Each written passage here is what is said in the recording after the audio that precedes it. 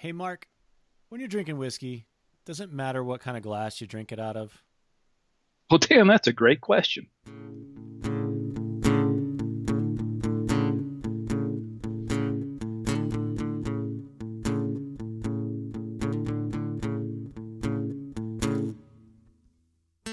Hey, this is the Practical Still. I'm Mark Still here with Dan Cavallari. We're talking about glassware tonight.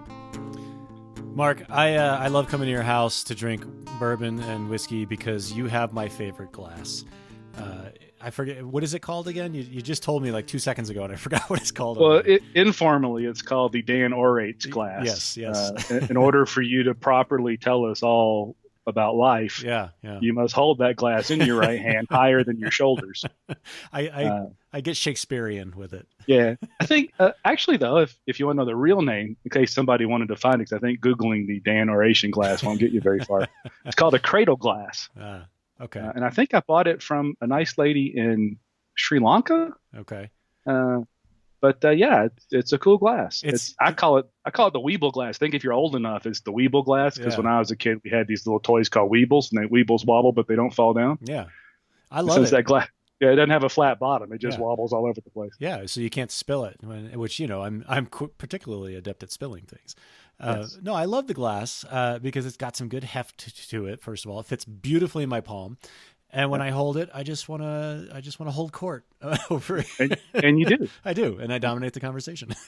but it's got the shape. Yeah, It's got a cool little shape to it. yeah. Yeah, I think the big answer to your question is does the glass matter? To me, it does. I don't think it matters for the reason people maybe think it matters, or for the reason some whiskey snobs tell people it matters. Hmm. They some people like to act like there's only one glass. It's got to be the Glencairn. That's Right. the standard glass.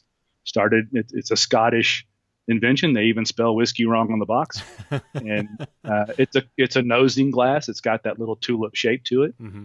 But the truth is, you drink whiskey out of whatever glass you got that you enjoy. And I think I've certainly gravitated towards the Glencairn.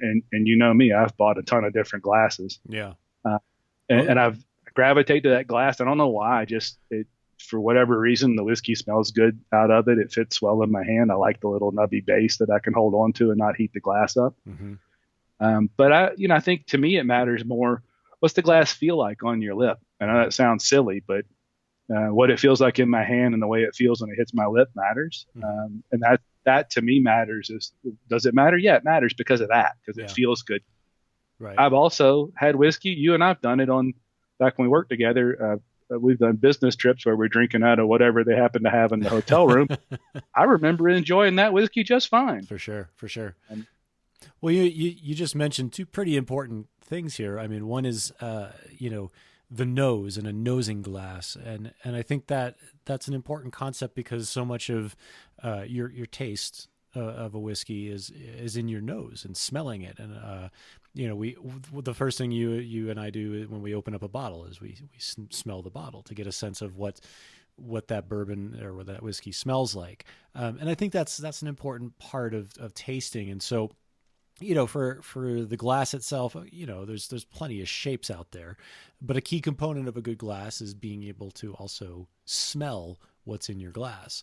And I think that's what I also love about the Weeble Wobble glass is it offers plenty of nosing opportunities. And actually, there's a glass that's specifically made the claim is that it's specifically made to increase your ability to smell the true nose beyond the alcohol, and that's this neat glass. yeah, And I have one here. You can Google it. It's called the neat glass, and it is neat. It looks cool. It's really it neat, does. and I do like smelling the different smells and aromas from the glass. It's also really hard to drink out of. Yeah, I think you mentioned a word that's key here. It's the claim. Mm, So I think just like in whiskey, there's an awful lot of marketing going on. And the same's kind of true in glassware. And people need to make a buck, and having that claim is there. And there's certainly something to it. Is when you pour the whiskey, there's the flavor of the whiskey, but that flavor is carried by alcohol. And the alcohol vapor is, of course, lighter than air. It's going to rise quickly. It's going to dissipate quicker. And so being able to have a shape of a glass that funnels that aroma up and out of the glass and gets it focused on your nose. I think it's the same reason that the nose when you open a fresh bottle of whiskey is super concentrated at the front of the bottle. It never quite smells that way in the glass, but being able to keep that focus should help you smell that whiskey more. And you're right, that olfactory piece of the equation is a big part of what we taste as well. But it's claims, and everybody makes a glass. I mean, you've already mentioned your neat glass. We've talked about the cradle glass. We talked about Glencairns, which are by far if you ever see a whiskey competition, if you ever see whiskey on TV, it's always in a little Glencairn glass. Yeah. And then, there's others too. There's the Norland glass is scientifically designed to create those funnels and aromas and all that nonsense. I've got a set of them. They look really cool. They feel weird because they're double walled. I don't care for them as much because the lip's so wide that I dribble whiskey on myself when I'm drinking out of it. It's got a great feel in the hand. I'd be all about that. Yeah. But I'm sure there'll be plenty of time for me to dribble whiskey on my chin later in life. I don't need to do it now. So they tend to sit on the shelf. I think we both went to the Stranahan's tour and got the little tiny Stranahan's glasses. Yep.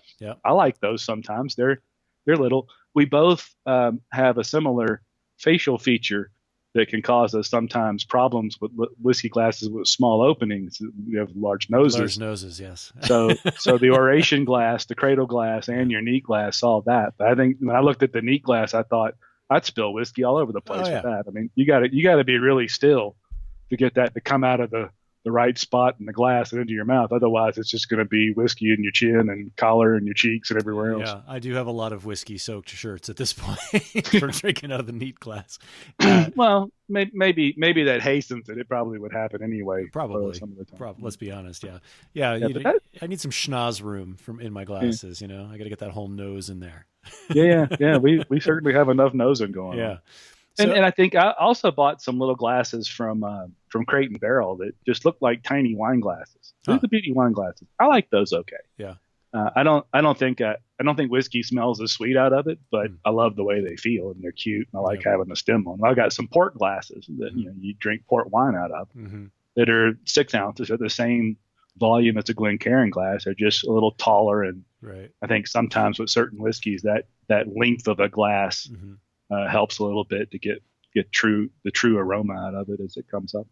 Yeah, and I will also jump in with the the quick and easy the rocks glass, which is what a lot of people have in their bars already. I'll drink straight whiskey out of that all the time, and it's great because you still get the nose. There's it's a big opening, lots of room for my big old nose. And it's just, it feels good in your hand. There's a good weight to it, and it's glass, so you don't get any flavor or anything like that. Like you said, it feels good on your lip. I mean, it's just it feels like something you're supposed to drink whiskey out of. And I mean, so there's really no shame in obviously having that glass on your shelf and drinking your good whiskey out of that.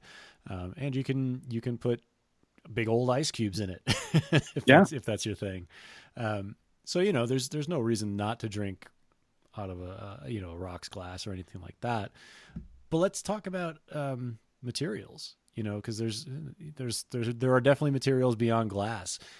Is there a reason to stick specifically to glass, or is there other materials that are okay?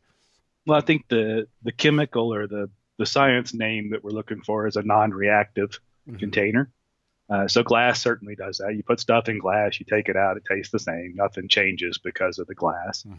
Stainless steel is a material like that. A lot of whiskeys are pulled out of barrels when the whiskey's right, but it's not time to bottle. A lot of times distilleries will pull that whiskey out, put it in stainless steel. But while it may not react with the whiskey, I think there's certainly something to stainless steel touching the tongue and the lips, and there's certainly a smell to stainless steel as it comes up to your mouth and your nose. Then I'm from the South, so I've had whiskey out of a red Solo cup. Not ideal. Typically, I'm not putting super nice whiskey in a red Solo cup. Any port in a storm, Mark. Any port in a storm. That's correct. And a lot of times when we're traveling, you don't get to carry. Now, I happen to carry my glasses with me everywhere. I'll keep a I'll keep a whiskey tube, like the bottle of whiskey comes in, and I'll cut it in half, Mm-hmm. and then stuff some paper towels in it, and then that's how I pad the whiskey and protect the little whiskey glass. Hmm. But sometimes you're in a hotel and you've got a plastic cup or you've got a glass there of some weird shape, and that all works. But yeah, I think ideally you want something that preserves the flavor and the aroma of the whiskey. It doesn't interfere with that, and that's going to most times be glass. Yeah. The shape of the glass, the brand of the glass, whatever. Yeah. I mean, Yeah. drink it and enjoy the whiskey. Sure. Yeah, and I think that goes back to our original point about how so much of your tasting experience does have to do with the smell. I mean, those two things are so closely aligned. I mean, that can really color your experience of a whiskey when when you pull a stainless steel glass to your nose as you're taking your first sip. You're not just smelling the whiskey; you're also smelling the metal.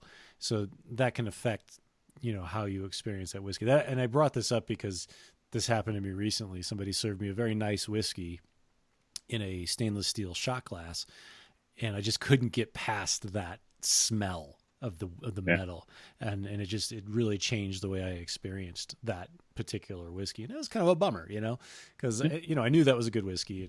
I wasn't experiencing it the way I knew I could. Yeah, well, be flexible when you have to, but yeah, when you have your druthers, do that. And I think another key is consistency. Mm-hmm. I have this thing about I'll certainly have a whiskey out at a restaurant. I'll certainly have a whiskey in a bar and wherever outside or whenever the opportunity arrives. But if I really want to know what I think about a whiskey, I want to have that whiskey at my house, at my table, with my glasses, with it's going to sound geeky as I'll get out, but with the lighting the way I'm used to, with the smells and aromas of my house and not a bar. Yeah. Otherwise, I don't know that. I mean, I still don't know that I know what that whiskey tastes like. And it's so easy to have that experience be colored. And I've got the bottle, I'll have some more of it. Yeah. But I'm never going to have the very first taste of a decent whiskey in a bar just because maybe I like it, maybe I won't. What if that causes me not to want to buy the whiskey when it was something I would have enjoyed, or gives me an opinion that I don't like it when I would, because somebody burned something in the kitchen at that restaurant that night. So that seems silly, and I try not to let it get in the way. But I think consistency matters. If you really, at least at some point, have a baseline glass to go to, have a baseline environment to drink that whiskey in. Mm-hmm. Don't eat burritos an hour before. Yeah. That kind of stuff.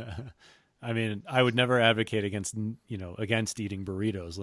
It's my favorite pastime, but yes, it can. But don't expect to know exactly what you think of a whiskey if you just had a gigantic spicy meal an hour before. Right.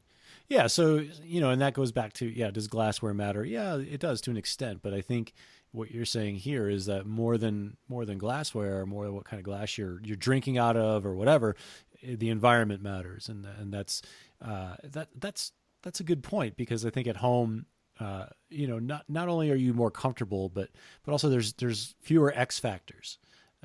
Exactly. Your sensory experience at home is more honed. You're not in a loud atmosphere. Well, you might be. I don't know what your house is like, but mine's pretty quiet. I do have a comfy chair where I can sit and enjoy my whiskey, and then, kind of zone out if I want to, and just the sensory experience is different. And I will say this too, for those of you listening, if there's any of you listening, Mark and there will be eventually. Yeah, someday. Well, when we listen to this again later for posterity, Mark and I, we often, in less strange times, we have a monthly whiskey group where we get together and we all talk about whiskey, and we sample a bottle that we've all chipped in for. And that's a different experience than just sitting. I mean, even if it's being hosted at my house, it's a different experience, partly because we're picking out on good food usually too. But, and you're having good conversation, and it's not the same experience. In a sense, you are a guest in your own home because it's different. So, I've had bottles that we've cracked open at our whiskey nights and then tried that same whiskey a few nights later, and it's a different experience entirely. Remember the Whistle Pig 12, the Yeah. three different wine cask finish whiskey that we paid $125 for. We split that 4 or 5 ways, and we all went, Meh. meh, all right. Yeah. But then a month later, when we opened the other third of the bottle that was left, it Yeah. was amazing. It was Was that unbelievable. time in the bottle? Was that oxygen, or was that we had such high expectations that night, and maybe we've been drinking a little bit before, Right. and who knows? But I Right. think I don't want to get geeky. I don't ever sit down to evaluate whiskeys and Mm. write tasting notes and score things, but Right. I do want to know what I think, because part of what I do is I want to know the market for a bottle, and I want to know what it means to me. Hmm. And that way, when it pops up someplace and I see an opportunity to buy it on sale, or something like that, or get a bottle that you don't see that often, I don't want to have to think about that stuff. So I don't want it to sound like we're sitting around judging things. No. I just want to know that these things matter to me, Hmm. and you got to find what matters to you. But these things matter to me when I'm tasting a whiskey, to know if I want to keep buying it. Hmm. It's how I have 10 bottles of some things and 9 bottles of the others. And in a rising market, that's kind of handy, Yeah. because the price is going to be more tomorrow than it is today. And if you catch a sale on something, well, then, and it's worth something to you, that's Right. handy. The rest of the time, I want you to go to the grill or the smoker, because you do a really good job at that. And I want to have some nice fatty meat and some bourbon, Yeah. or that Whistle Pig rye with it. Yeah. And I want to enjoy all of that together. That's Hmm. that experience. Right. So Right. I don't want people to sit around trying to, we're not paid whiskey writers yet. Maybe we Right. will one day, Yeah. but I want people to have fun with the whiskey. I just want you to have a tool to say, all right, I drank this out of a red Solo cup with loud music blaring and a grill going in the background, and I Hmm. just ate some jalapenos. I don't Yeah. like this whiskey. Do you? Or do you maybe, not like maybe, jalapenos in yeah, whiskey? maybe you do like the whiskey. Yeah. Who knows? Yeah. You got to try it differently. Yeah. And I think the same goes for cocktails too. I mean, I love a good old fashioned, Mm. and I like out of that. I've got this one set of super heavy rock glasses that my wife and I got as a wedding present before either of us really was into that kind of thing. Hmm. And I just haven't ever found another rock glass that I like, and that's Yeah. what I've got to have an old fashioned out of. Yeah. Would I have an old fashioned out of a whatever glass and whatever cabinet? Well, Yeah. sure, Yeah. but that's what I like to drink the glass. We do Manhattans out of the little Nick and Nora glasses, or a coupe glass. And now, all this said, I'm a bit weird about. I love glassware. So, That is very some people, clear. some people have issues about clothes or shoes. I got a glassware problem. Yeah. Yeah. So I like that stuff, and to me, it's an experience thing. Hmm. I think it's fun. It's no different than when we're on bikes. Hmm.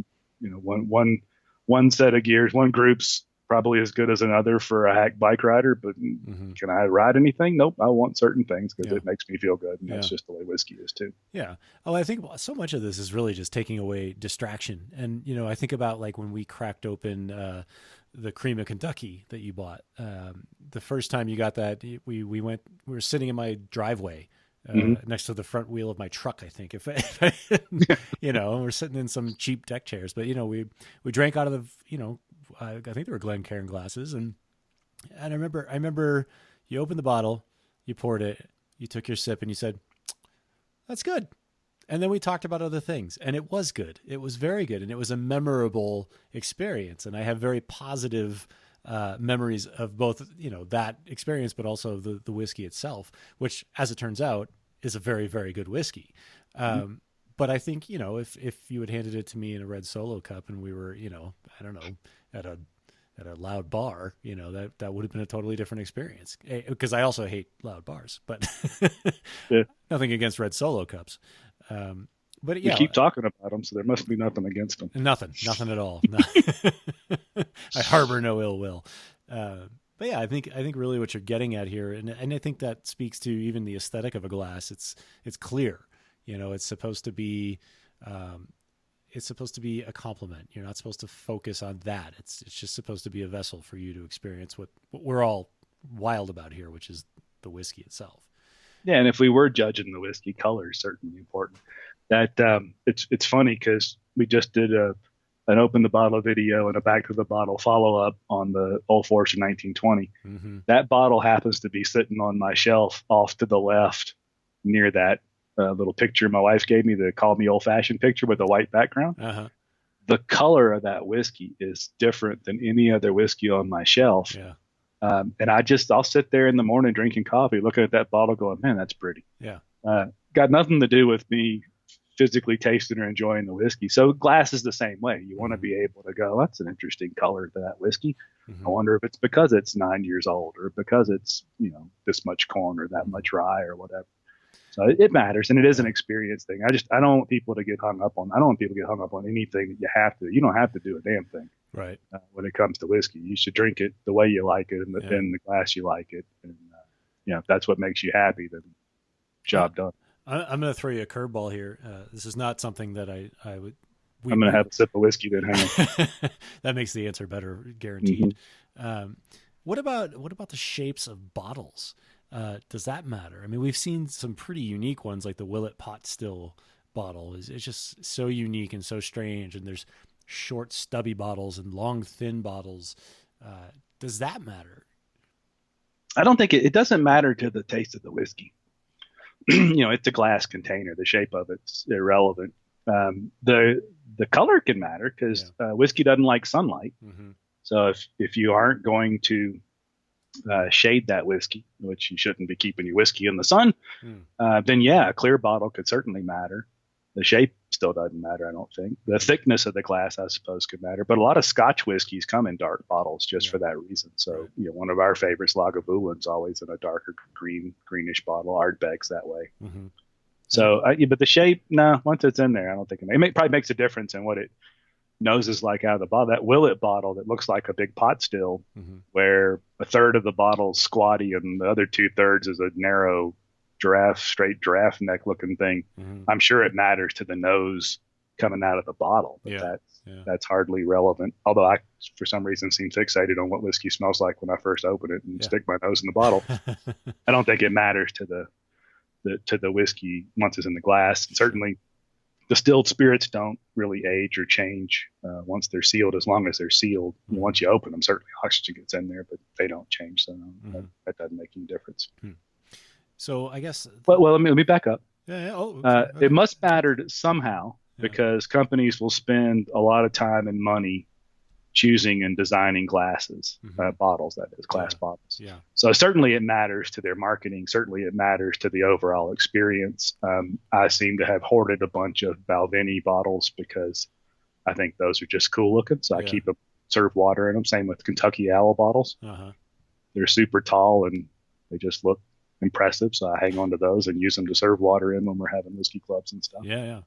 So it must matter in some But frankly, I've said it a million times. And this is really, I can't believe I'm saying this because I really love the old Wild Turkey Kentucky Spirit bottle that looked like the turkey's feathers. And it killed me when they took that away. But most of the time, I'd take a $5 discount on a $50 bottle and just put it in. I'll bring my own bottle, like a whiskey growler.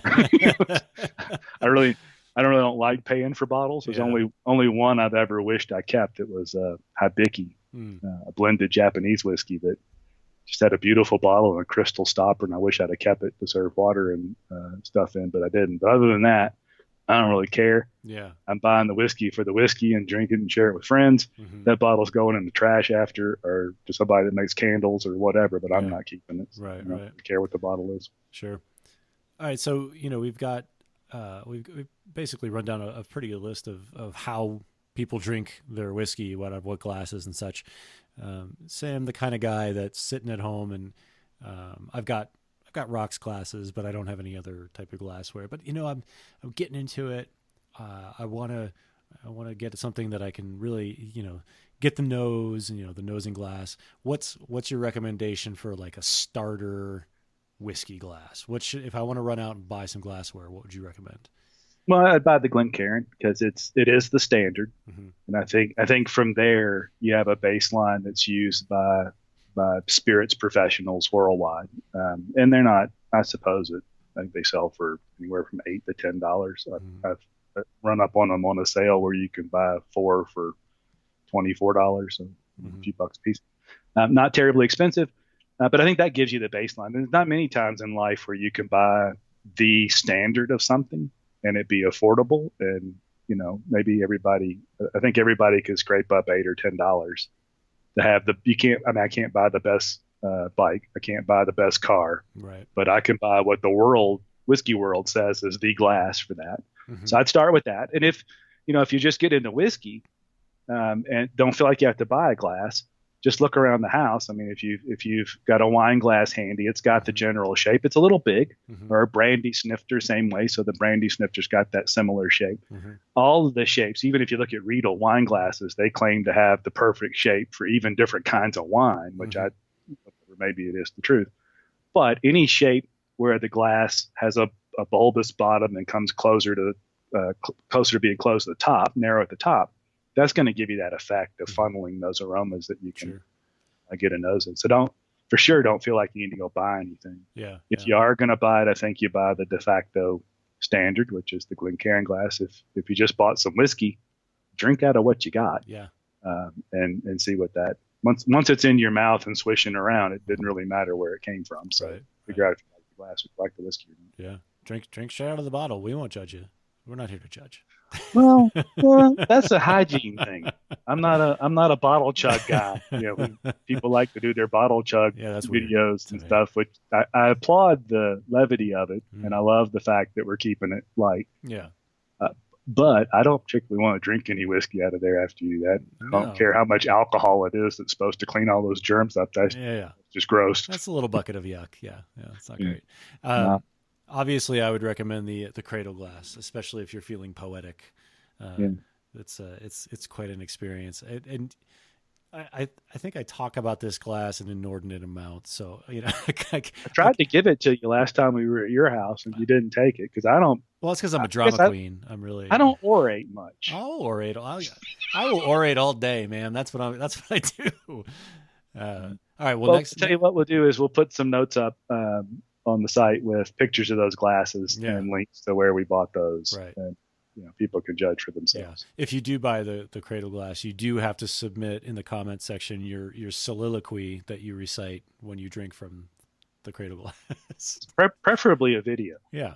Yes. So we can see how you orate in full. If you orate better than I do, which that would make me sad because then I'd have to up my bourbon oration game.